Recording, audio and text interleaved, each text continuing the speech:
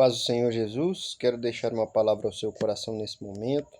Eu quero ler na carta do apóstolo Paulo em 2 Timóteo, capítulo 4, versículo de número 7, que diz assim: Combati o bom combate, acabei a carreira e guardei a fé. Bom, essa é uma passagem muito bonita, né?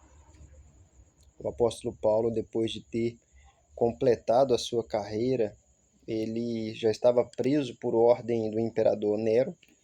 Nero foi um imperador louco, né? Ele colocou fogo em Roma, acho que era 14 bairros, e colocou a culpa nos cristãos e perseguiu os cristãos, né? Matou o apóstolo Paulo decapitado e vários outros. Ele foi alguém bem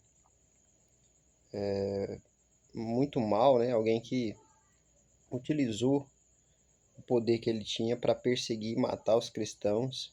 E o apóstolo Paulo, então, ele sabia que em breve ele iria morrer, e, e ele fala, né, a partir desse capítulo 4 aqui, ele estava bem seguro, né, ele poderia, assim, se a gente olhar as circunstâncias de alguém que, depois que ele se converteu, ele se entregou totalmente em fazer a vontade de Deus, empreendeu 3 grandes viagens missionárias, né, foi preso a Roma,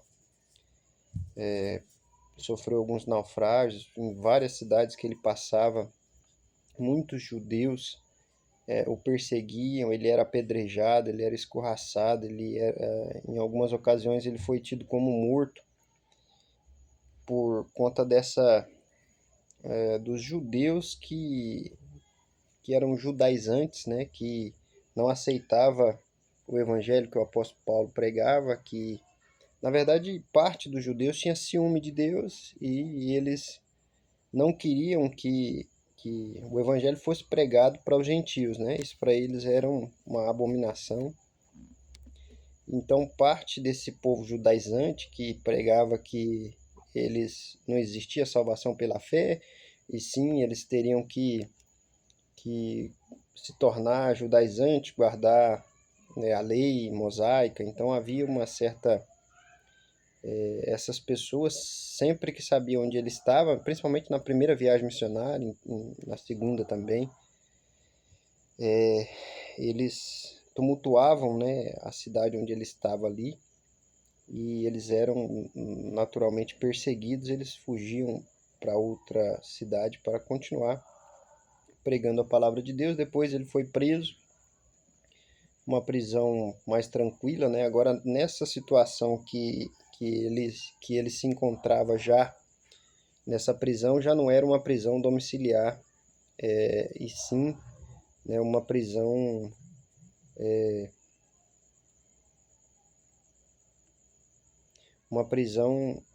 na masmorra, né, numa situação bem complicada. E ele sabia que em breve ele ia morrer, que o ministério dele havia acabado, que ele não sairia com vida dessa prisão, que foi em aproximadamente 67 depois de Cristo. Essa carta que ele escreve a Timóteo, essa é a segunda carta a Timóteo, né? Timóteo era um jovem pastor que acompanhou o apóstolo Paulo em muitas, né? O apóstolo Paulo cita ele em várias ocasiões, em várias cartas, né, que ele escreve. Então era alguém muito fiel ao apóstolo Paulo, que não abandonou ele e esteve sempre auxiliando, obedecendo, né? Timóteo era pastor em Éfeso, e uma das cidades onde Paulo pregou e ficou bastante tempo, acho que mais de 2 anos lá.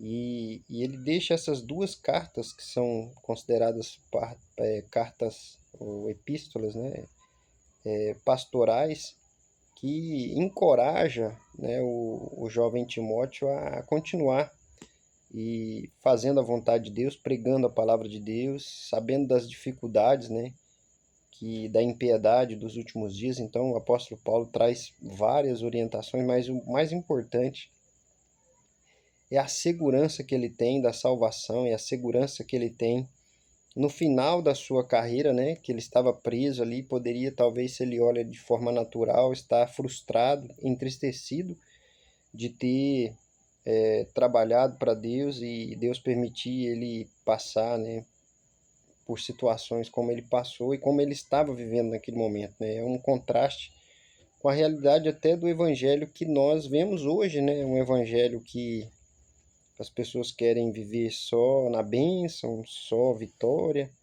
E se a gente analisar a vida de todas essas pessoas que serviram a Deus, eles enfrentaram grandes problemas, grandes dificuldades, né? A gente até fala de Jacó, de Abraão, Isaac, Jacó.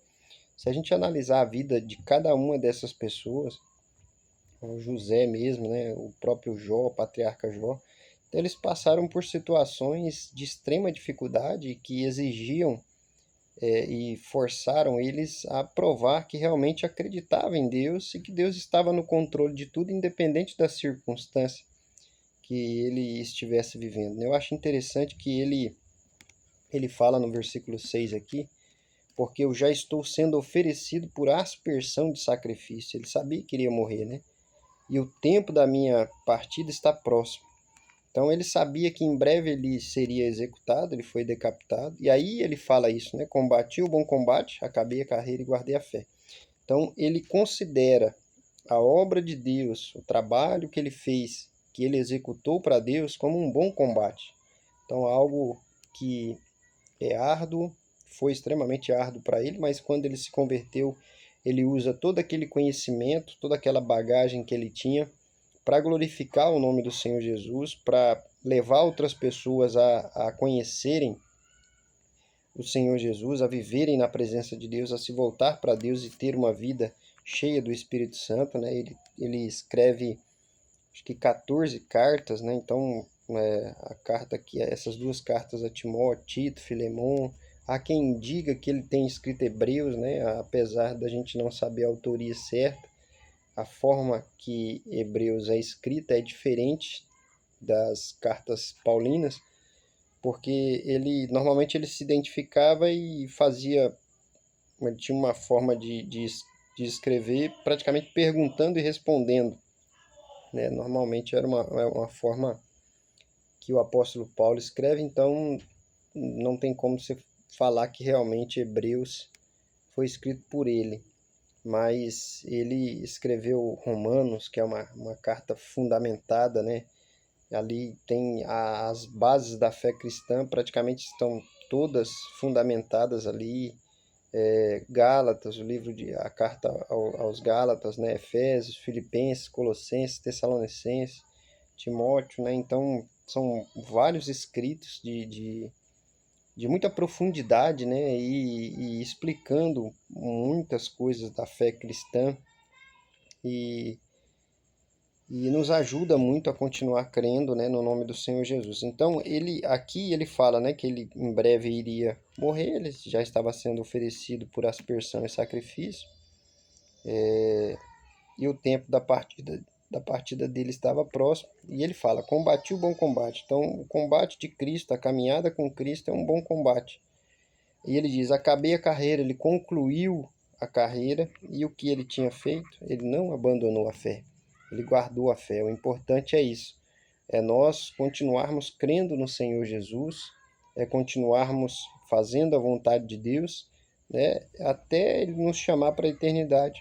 Então aquele que crê no Senhor Jesus, ele tem que saber o chamado que ele tem e fazer aquilo para a glória de Deus, usando todos os dons que Deus nos dá, né? E a gente entender que nós somos apenas instrumentos de Deus e que precisamos fazer aquilo que ele nos chamou para fazer com excelência.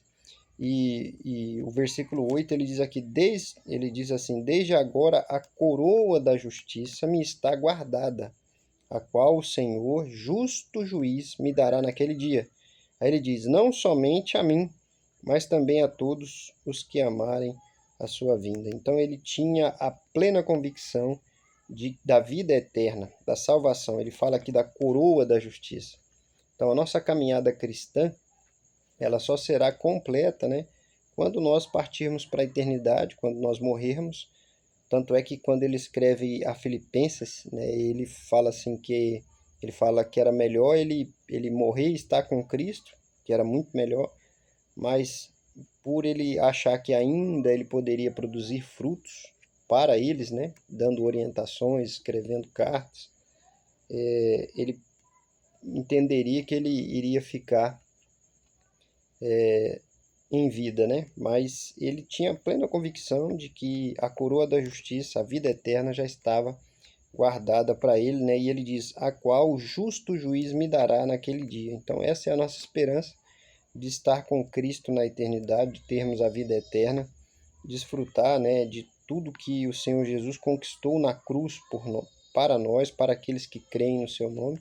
E o mais interessante é que ele diz, né, e não somente a mim, mas também a todos que amarem a sua vinda. Então, todos aqueles que creem no nome do Senhor Jesus e se volta para o Senhor Jesus para viver uma vida de obediência, de santidade, tem os seus pecados perdoados, né? E é salvo por Cristo Jesus e tem a vida eterna. Esse é o nosso maior objetivo, que é viver na presença de Deus para termos a vida eterna. Que Deus abençoe a sua vida em nome de Jesus.